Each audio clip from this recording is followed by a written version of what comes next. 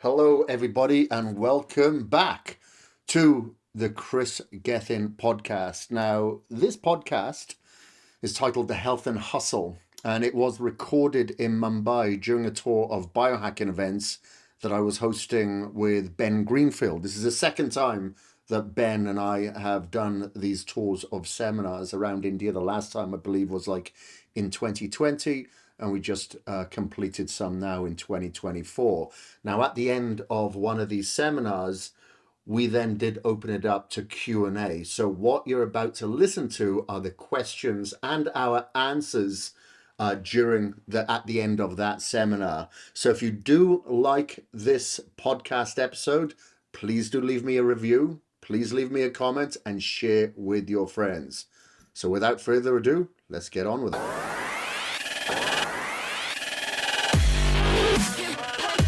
Appreciate it. Thank you very much for everybody allowing us to speak to you today and giving us your time on a weekend, especially. I know your time is valuable, so I won't take up too much of it. Have I got the clicker? This is it? What do I do? No? Okay, good. Yeah, okay. All right, so further from what Jack was mentioning in regards to biohacking, I'm sure if you ask myself, Jack, Ben, you're going to get a different answer of what is biohacking. Well, it's hacking our biology. Our biology is designed to be very lazy, though. That's the unfortunate thing.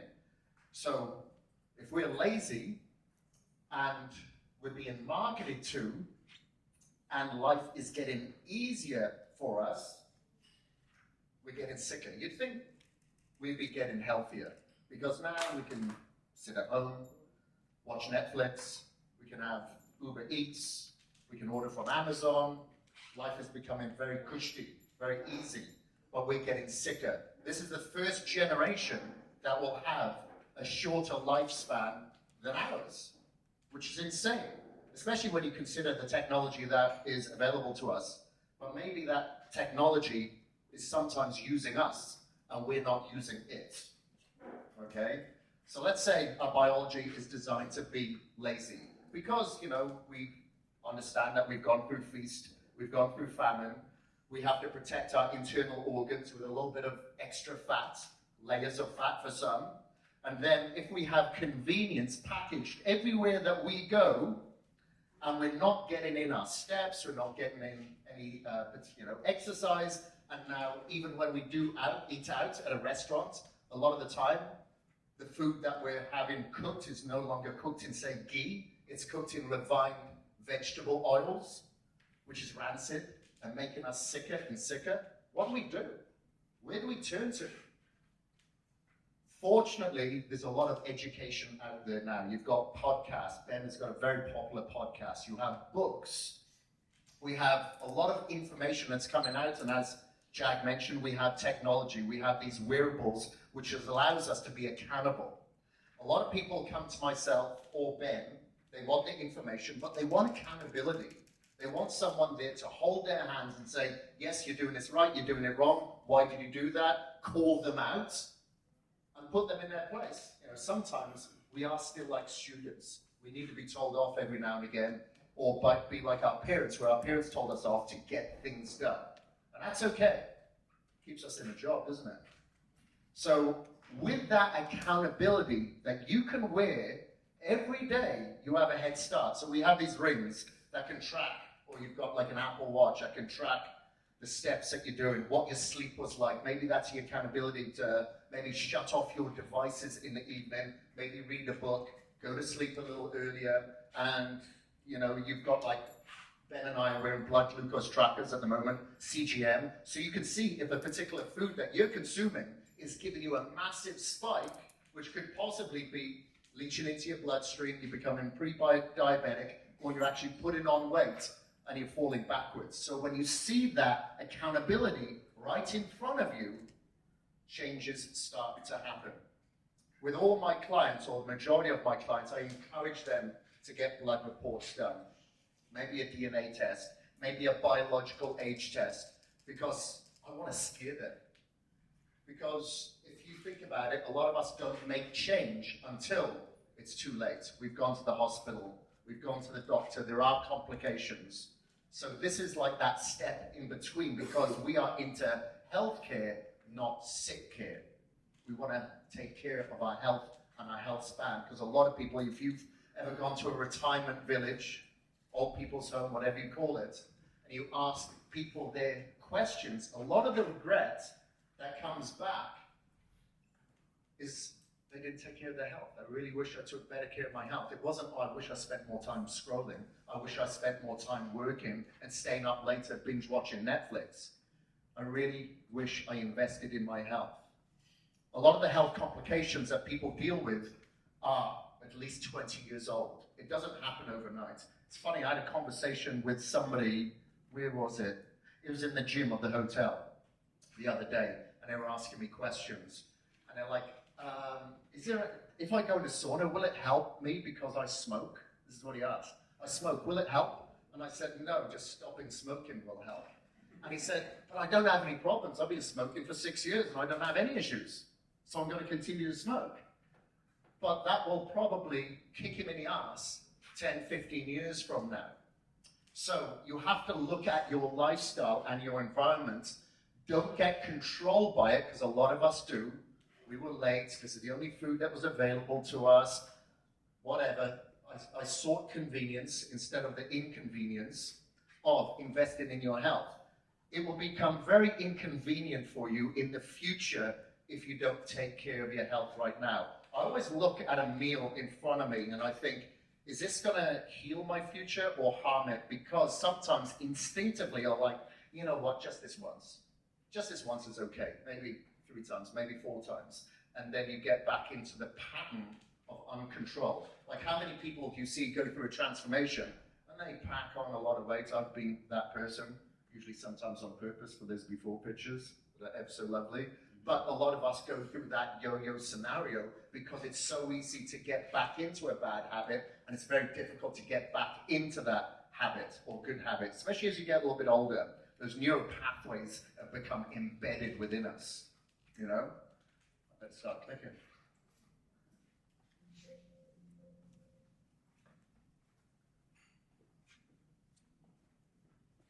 Okay, so chaos. We're in Mumbai. We're in a chaotic environment. We've got a lot of noise pollution. We have pollution. We have non-native EMF right around here in this room. We're getting penetrated from all areas. And of course, we have a lot of bad food available to us. You only have to go to the coffee shop, like a Starbucks, for instance, and you've got an 800-calorie laden coffee available to you. You can't even call it coffee, can you, really? But that's what's available to us. So a lot of people consume these liquid breakfasts or these liquid, I don't know what you call them, and they still feel hungry after. Because you've had 800 calories, it's only a liquid form, you're still going to be hungry. So we have a lot of pressure coming from a lot of areas. Now, what do we do in an environment like this? It's difficult. I'm not saying that you can survive all of this, but you can keep your head afloat. So if we're dealing with pollutants, a lot of the pollutants are in our home. We can take care, and Ben will talk a little bit more in depth about this later, about like what type of air filters that you can use. Because we have a lot of chemicals. I'm sure there's a lot of chemicals that come from the carpet, you know, from your cleaning products. Maybe you have a cleaner that comes in. I don't know if it's organic, you may not know either. There's a great app called the Think Dirty app. I don't know if you use that, Ben, where you can actually look to see when you're out purchasing your skincare or you're getting your cleaning products, your hair products, or anything like that. It will tell you what is good and what's bad. It could be carcinogenic. So you obviously want to avoid that. You know, our skin being our biggest organ, if you are putting that on your skin, your body is absorbing it all. And a lot of people have a warm shower or a hot bath. Now their pores are open and they've got all types of soaps in there. They put on the creams after. Your body is absorbing these. Now, a lot of these things are estrogen conductors. Estrogen disruptors, disruptors. Estrogen disruptors. We did a hard kickboxing class this morning. I think I'm still suffering from it. Estrogen disruptors. So you can have that in your water supply. You can have it in your skincare. It's everywhere. It's in the air. It's in our food.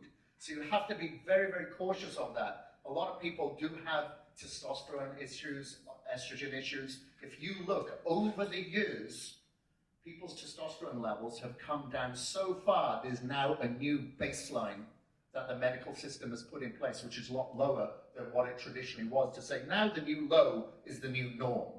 And obviously it isn't the new norm at all. But our DNA has not changed. Our environment has. So what can we do? We can control this environment. We can. So be careful of what you put in your body, but also what you put on your body, and then look to the environment within your home. You have the air. You can purify the air. You can get plants that are purified. And then you have the water system. In our home in Boise, we have a filtration system, we have a reverse osmosis system, and we have a remineralizer. So a lot of people do drink clean water here, but maybe in their homes not so much. You have big water tanks, water bottles. I suggest that you take care of the water that you're consuming, but also what you're bathing in, cleaning yourself in, because your body is absorbing this as well. And then you'll notice that Ben and I are wearing these blue light blocking glasses. Now you don't have to go out and purchase all these gadgets. So we are wearing blue light blocking glasses, but maybe a couple of hours before bed, you switch off a lot of the lights. The ones that are really, really harsh, that are penetrating your retina, that's telling you, hey, it's daylight, we're not going to release any melatonin, we're not going to calm you down and allow you to sleep, because it thinks it's daylight outside. Now, our ancestors, what did they do? They probably wait till the campfire went out, and they relaxed and went to bed. Like, I don't know if any of you camp. I know you can. Like, whenever I go camping, or a lot of people go camping, I'm like, God, it smells so well. Was it the clean air? Well, maybe it's a few things. Maybe you're away from the EMFs, you're away from the Wi-Fi, you're away from the artificial lights, you've got clean air, you're able to sleep. So what can we do? We can hack our environment with today's technology. That's what biohacking is all about. I don't do so many of these biohacks when I'm in Boise. I'm sure you don't as much, as opposed to when you're traveling. When you're in built-up areas, then we have to hack that environment a little bit more. You know, I've got my earthing mats. The shoes that I'm wearing are actually earthing shoes. I'm not earthing myself at the moment. But whenever I can, I want to ground myself. A lot of the Wi-Fi and the EMF penetrates us, and it doesn't have anywhere to pass through.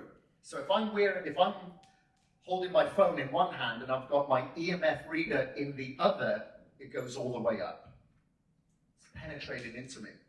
But if I take my shoes and socks off, or wear these shoes, stand on the grass, now that reading goes all the way down because it's penetrating through me now. So I always try to earth myself, especially when I'm in a place like Mumbai. When I was here at the end of last year, I was walking in the morning on the beach, on Juhu Beach, and I was checking my sleep, and my sleep was still disrupted, and I couldn't figure out why. And I spoke to a friend of mine, Tim Gray, and he said, try walking in the evening as well, just before bed. Started doing that, my sleep improved, just like that. Now, I'm not saying that is going to be for everybody, because some people are a little bit more electrosensitive to others. Just like some people have peanut butter and they go into some sort of anaphylactic shock, other people are fine. Some people have more sensitivities, and you just have to recognize that. Now, that sleep was not a placebo effect. I'm sleeping. You know, so it goes to show there is something to that. So there's a lot of things that we can learn from our ancestors that we can put in with today's technology. Another thing is that sunrise in the morning, making sure that you get the restorative red frequencies in the morning that you get from the sun, and in the evening. Now, during lockdown, a lot of people wasn't getting that. A lot of people got very, very sick as well, not because of the C word, but, you know, vitamin D is like a hormone, so their vitamin D has come low, the testosterone levels maybe drop, they're getting depressed, they're not feeling good about themselves. We are supposed to be outside, shoes and socks off, every now and again. I know our time is, you know, limited, and we should be getting some type of sunlight. If you cannot do that, you can get these red light panels now that mimics the red frequencies that you get from the sun. And it's great for your skin. It's great for your elastin production, your collagen production. It helps with your circadian setting starting in the morning. in the morning is the perfect time for it. Like this morning, Ben went out in the sunlight. We're doing activity, earthing, walking on the beach. That is perfect. That's exactly what our ancestors were doing. But if you cannot do that, you can get these red light panels. You can have them in your house, especially during winter. Or like, for instance, in Delhi, where there wasn't much sun at all because of the pollution and the fog. You can hack your environment and you can feel so much better for it. I have a lot of clients coming to me and they're like feeling down, they're depressed, they don't have the enthusiasm to work out, they don't have the motivation to eat better, and a lot of it is coming from their environment. So I usually start with my clients who say, hey, I want this supplement, what is the secret supplement, what is the secret workout plan? I usually focus on the sleep first. As soon as I see what their sleep cycle is like, a lot of the time, especially with Indian clients who like to stay up late, I focus on the sleep first, and then everything seems to fall in place. You know, life can be kind of despair, or it can be really encouraging, based on your sleep cycle. You know, but a lot of us don't put much value into it because it's free. Meditation is free. Going to bed earlier is free. Breathing clean air a lot of the time can be, it all depends on that environment. But a lot of, you know, earthing, like I said, blocking the blue light, a lot of these things can be free, but we don't put value into it. And unfortunately, within the biohacking space, people like shiny objects. They're like, I want to buy my health. I want to work for it. I don't mind being a student of learning. I don't want to be a student of application. You know, Ben and I came from a background of, we both did bodybuilding shows, we both did Ironman triathlon, I don't know if you did ultramarathon, but we did a lot of sports. And I think that's what I really respect about Ben, because he puts in the work. Like, this guy doesn't stand still. This is the most I've seen him stood still, and he must be going absolutely mad right now on this stage. They made me sit here. Okay, well, soon I'll pass you the baton and you can sprint. I'm doing my soleus push-ups. We'll do the relay shortly, mate. So, you know, whenever we go anywhere, like if we're in an office, he's limbering up, he's moving around. If he's on the phone, he's walking. He's getting those steps in. If he's doing his podcast, a lot of the time he's on his treadmill desk. And it's very important that we don't just allocate our time, okay, we've gone to the gym for 45 minutes, that's it, I'm done for the day. Do you think our ancestors did that? They didn't have CrossFit boxes or gyms that they were attending to, but they were moving. They were doing a lot of manual labor. So whenever you can, park the car a little bit further away. Take the stairs instead of the elevator. If you are staying in a hotel, make sure you take your phone with you before you go into the fire escape, because believe me, I've locked myself in there a couple of times. But it's a great form of movement. Just getting in those steps throughout the day will really ward off a lot of disease in the future. There is a strong association with squat strength and grip strength with longevity. Like, you always hear of people as they get a little bit older, they get into their 80s, they lose their balance, they break a hip, and then a few months later they die. It's very unfortunate. But if you look at places like, for instance, Okinawa, I think it's Okinawa that don't have a word for retirement. They don't know what retirement means. And they've studied a lot of these people that are centenarians, that are in good health, over 100 years old, they sit on the floor and stand up on average 30 to 50 times a day. They have great bone density because they're moving and using their body as their resistance. We just sit in seats. We sit in the car, we sit in seats at the office, we sit in seats at home. We're not moving as we should. And obviously, if we don't move it, we're going to lose it. So move it, my friends. I think I spoke about a lot of this. Now, of course, we've talked about the smoking, sugar, alcohol. Now, in this environment, in India especially, love comes from food.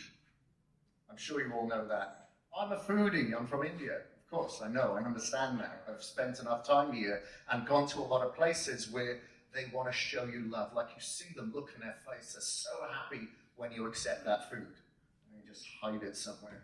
Because it's honestly not good for us. And it can be very offensive to a lot of these people. And I've offended thousands of people here because I just cannot accept it. You know, a lot of those desserts, for instance, are like sugar, and they're just put in a vat of oil and left to float there. I'm not saying all of it, but a lot of it is sugar laden. And that sugar, unless you're running marathons or whatever, is going to be toxic over a lot of time. You know, we see little kids and we want to show them love. Here's some chocolate. Everything in moderation, of course, but the more time that I spend on this earth, the more of this younger generation that I see that are overweight. And it's very unfortunate. It's heart-wrenching to me when I see overweight parents and an overweight kid. But, you know, we're feeding the sugar. We want to keep them happy. We want to keep them quiet a lot of the time. And sugar's the way to do it. But it's very addictive. They've done rodent model studies where they've got them hooked on heroin, and they've had then a sugary water, kind of like a soda. And after a while, that rodent leaves the heroin. It's like, that's no good. I want some of that sugar. I want some of the good stuff. And that's what it becomes addicted to. And we're very much the same. Especially then when you combine the fats with the sugar, which you have in a lot of these Indian desserts, that lights up the bliss point in the brain. It actually lights up. It becomes like heated. And that's what becomes very addicting. But you don't see that in nature, do you? You don't see fats like an avocado breeding with a strawberry or a banana. You don't see that as much. However, we overindulge in it, and a lot of it is actually processed.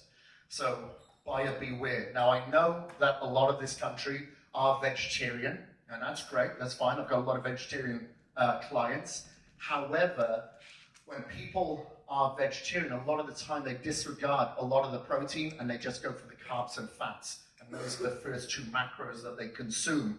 And obviously that continues to spike people's sugar, but that fat is very easy to store if you're not burning it off. A lot of us aren't burning it off. We're inactive. So we get overweight. And it doesn't happen overnight. It's just bit by bit, week after week, year after year. It's like, God, I never used to look like this. A lot of our clients come up to us and say, I used to be really fit in school or in college. Here I am married and 20 years later, and I don't even recognize myself. It happens. There's a lot that I can skip here because I want to be concerned of the time here. Okay, so the one thing that I do recognize with my clients is that I have to be a psychologist just as much as a personal trainer. I have to focus on people's mental health over anything else. What are you reading there? Are you reading something bad? Is it something misspelled? The kerning is off, it's fine. Oh, okay. Oh, right, okay, I see it now. Yeah, that drives you nuts, doesn't it?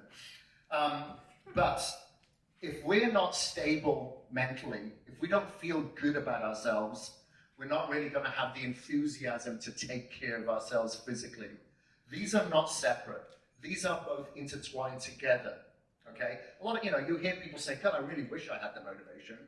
Well, that's talking as if you're a separate entity. You are this. You can be whatever you want to be in that moment if you decide to spend more time being in the present moment. Because we stress and worry about the future, we're anxious about the past, so we're just dopamine, trying to move on to the next thing, especially if you're a high achiever, and you're not taking time to release that oxytocin and serotonin and being in the moment. It's very important that all of us take micro breaks. We don't have to be working all the time to satisfy the man. It's like every 90 minutes or so, if I'm focusing on a project, I try not to be distracted or allow myself to be distracted, because again, that's just another bad habit. What I'll do a lot of the time is I'll pick up a book. Many people do not read these days as compared to years past. Publications, magazines are closing because we've just trained ourselves to be distracted. So a lot of people read a couple of pages and go, okay, that's enough. I'm bored. Give me the next book or give me the next thing. I'll just pick up the phone and get distracted and get that dopamine fix. That dopamine release constantly is making us depressed. When you're depleted of it, you're going to be looking for more. And again, you're not in the present until it's too late. So I always like to focus on people's brain health, but it does come from your gut health as well. We are more gut bacteria than we are DNA. So every time that you put something in your mouth, are you actually feeding and flourishing this gut microbiome? our opportunist flora? Or are you creating an inflammatory response, which could lead to something like leaky gut that takes a lot of these toxins through the gut lining into our bloodstream, and now we get sick? And now we're seeing more and more evidence that these constant inflammatory responders can lead to chemical imbalances in the brain. So that happiness should be, a lot of the time, coming from that food. And that's not fun food. Because we always like, I want fun food. I don't want the functional, boring food. That's where you have to make that short-term sacrifice. Because a lot of us look for that short-term gain, which can lead to long-term implications. And you need to start practicing discipline. Now, the one way that I practice discipline, and Ben does the same, is start the day with hard stuff. I think he does. Start the day with something hard, something difficult. And then life is a little bit easier throughout the rest of the day. So I never hit the snooze button. I very rarely wake up with an alarm, actually, because I go to bed so early. I don't like waking up with an alarm. I feel kind of groggy, but I go to bed early, so I am enthusiastic and alert when I wake up. So I'm a little bit more motivated now. But if I'm not motivated, I'm relying on my discipline. If it's dark outside, I'm still lacing up and going out for a run. I'm still getting in the ice bath when it's -degrees in Boise, Idaho. A lot of these things, I don't like doing. But I do it anyway, because I know that discipline is going to have a transcendence effect into other areas of my life. And it can with every single one of you, because I see it every single day with my clients. A lot of these people would have never dreamt of getting in an ice bath.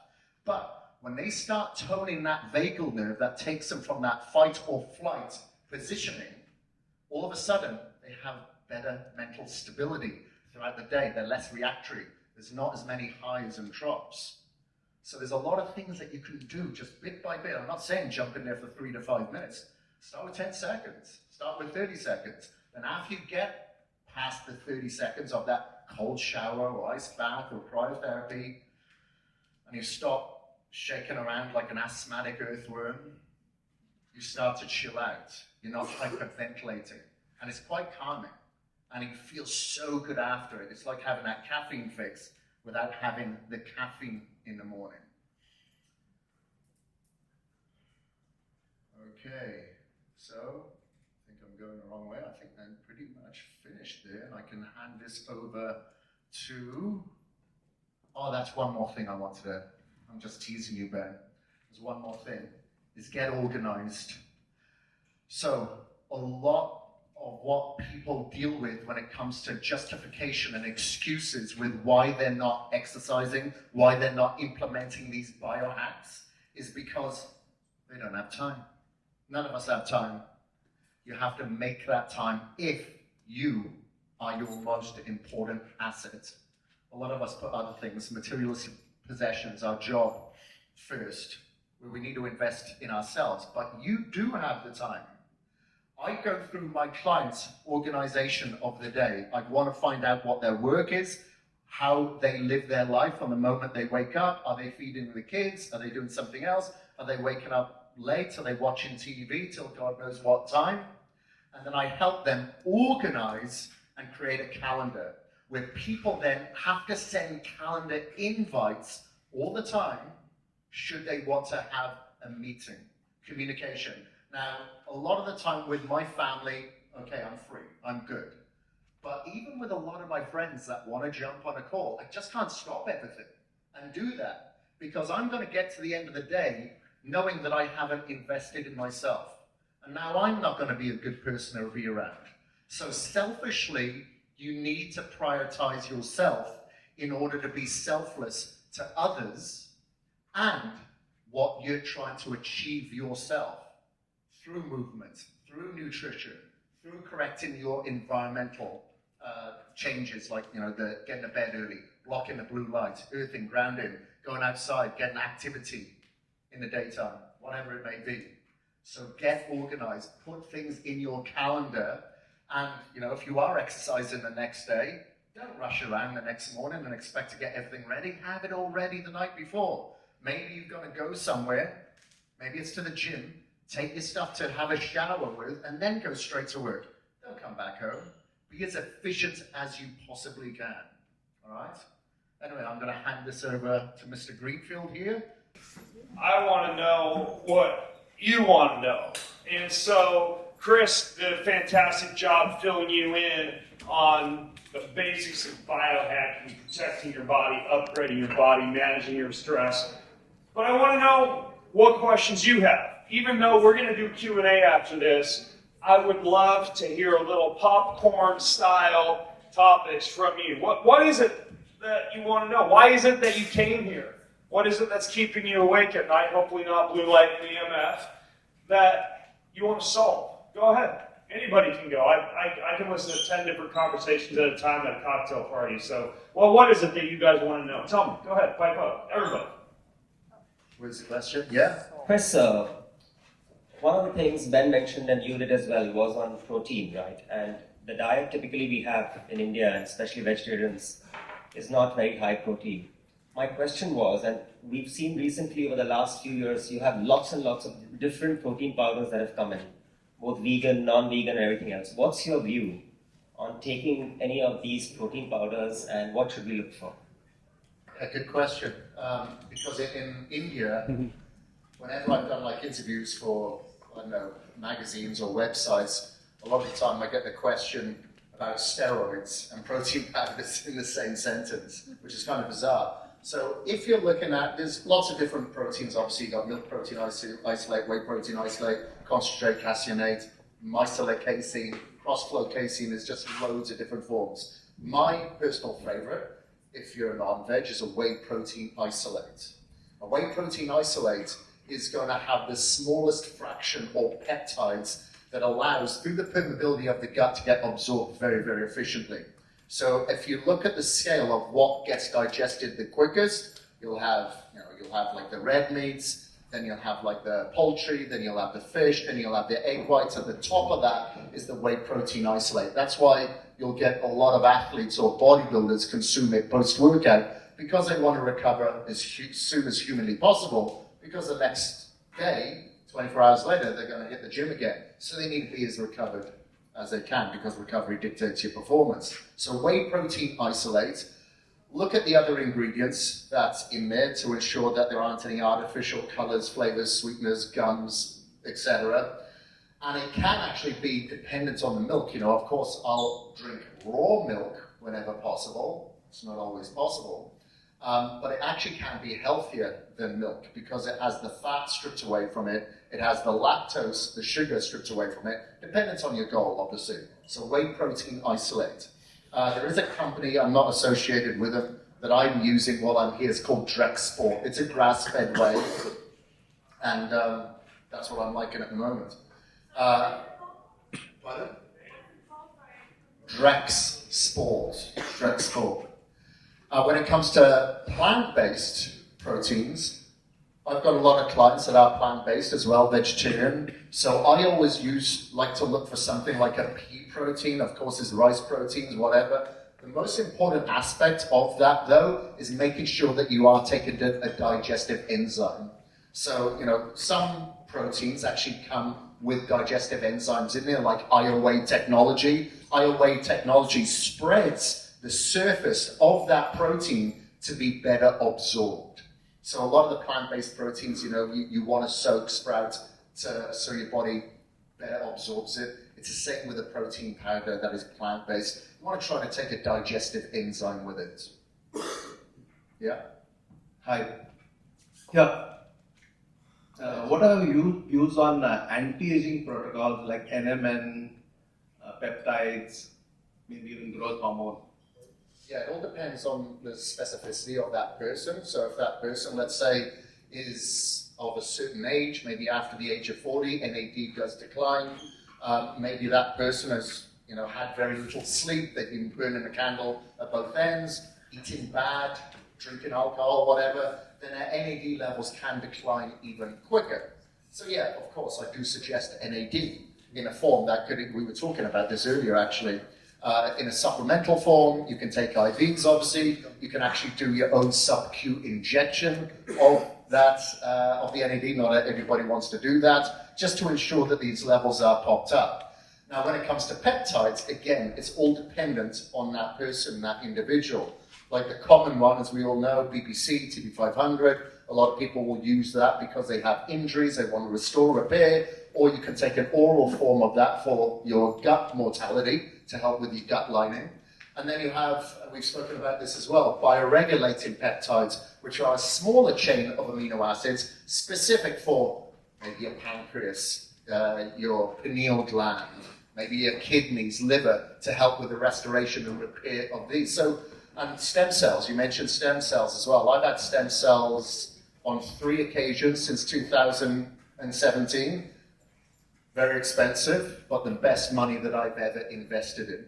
You know, because I've competed in extreme sports, a lot of those injuries do surface themselves. I tore my tricep a couple of years ago snowboarding, tore my hamstring heliboarding here in the Himalayas. I go through a lot of injuries, but I don't want to slow down. I love adventure, and I don't mind getting injuries, because now, well, of course I do mind, but now I can kind of repair and restore a lot of those. So there are a lot of advancements out there that, yeah, I do take advantage of. I'm not really into a lot of materialistic possessions. I don't need a fancy car, but I like investing in my health, because that's what's going to be responsible for me at the end of the day at 80, 90, 100 years old, not like the car that I drive. It's actually, it's an insightful question too, asking about, you said DHEA, growth hormone, stem cells. You asked that, and these are all things that are very popular and have been researched for longevity. I mean, look at Kris, he has a growth hormone pudding for breakfast every morning. Peptide bonded head for it. In all seriousness, like one of the bigger studies that's out there that looks at longevity, they used a variant of DHEA, they used growth hormone, and I believe the last thing that they had in that study, or it might have been a separate one, was metformin, right? Using the diabetic drug metformin off-label. And when you step back and look at that, well, DHEA is going to help out with hormones, and growth hormone is going to help out with anabolism and muscle growth, and then metformin is going to help out with blood sugar, how much your blood glucose goes up and down during the day.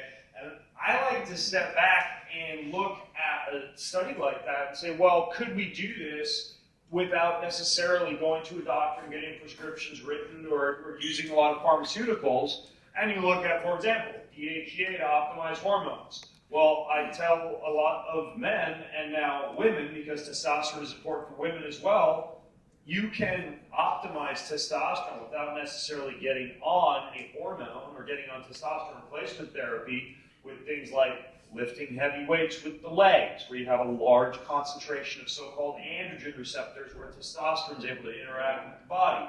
Good intake of fast-soluble vitamins, particularly vitamin D. Good intake of minerals and electrolytes. Good intake of magnesium. A little bit of dirt-cheap creatine. Good sleep, low stress. You got your hormones addressed. Then you get to something like growth hormone. Well, there are certain things that can help with growth hormone. One example would be colostrum, like a supplement that you can take. And it is a dairy-based supplement, so some people aren't going to be using colostrum, but for people who are okay with dairy, and colostrum can be fantastic at increasing growth hormone levels. And then freaking metformin, I mean, are you kidding me? You can use apple cider vinegar, Ceylon cinnamon, bitter melon extract, walking for 5 or 10 minutes before a meal, lifting a little bit of weight, so you got more of like what they call a sink for blood glucose. You guys know, because I wear a continuous blood glucose monitor, you can't see it, it's on the back of my arm right here, so I'm constantly paying attention to blood glucose. You know the number one thing that even if I'm going out for a big carbohydrate-rich bread feed in the evening, keeps my blood sugar low? Who can guess? Coffee? Walking's close. Coffee would be amazing. I would love it if coffee stabilize blood glucose levels. What's that? Vinegar. Vinegar is a good guess too. Vinegar is a great dirt cheap hack, as is if you're at the bar just ordering bitters over soda water, a little bit of lemon. That can also have a similar effect. Nobody's guessed it yet. Salad, fiber with the meal, absolutely. That can help with blood glucose control. Protein, sometimes protein, surprisingly, at least in my testing, can spike the blood sugar. Yeah. Yes. Okay. Hi. First of all, thank you to everyone here for all the insights you've provided so far. My question is more nutrition related. And I just want to get an expert's opinion on meal replacement, like consuming liquid meals over solid meals. Not every meal, but just, let's say, one meal a day, assuming you have 3 meals. Is there any long-term downsides for having a liquid-based meal? What do you think, Chris? I always prefer food over liquid. I like to give the body some sort of sustenance. Even when you're consuming food, think of like a kettle element. It utilizes electric to heat up the water. Your body will use some calories, obviously, to break that food down, dependent on, what that food's made up of.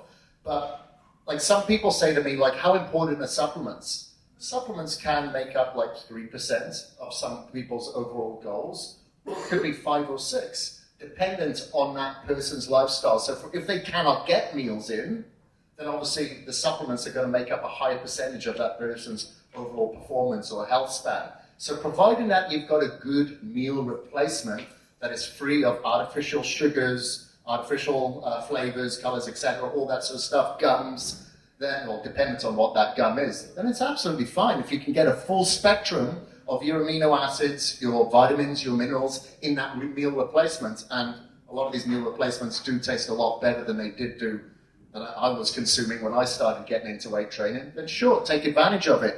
If it's coming down to convenience, because inconveniently you're going to go for something that's bad, then for sure, it's absolutely fine.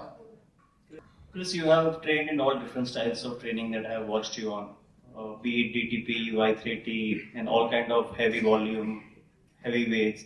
So what, according to you, over the years, is the best style of training? Is it heavy volume, but then because people who are not on sports medicines or whose recoveries are not great, the CNS gets fatigued, it's not good for recovery. So what, according to you, is the best style of training over the years? Was it Mensa, German volume, the high volume? What would you recommend?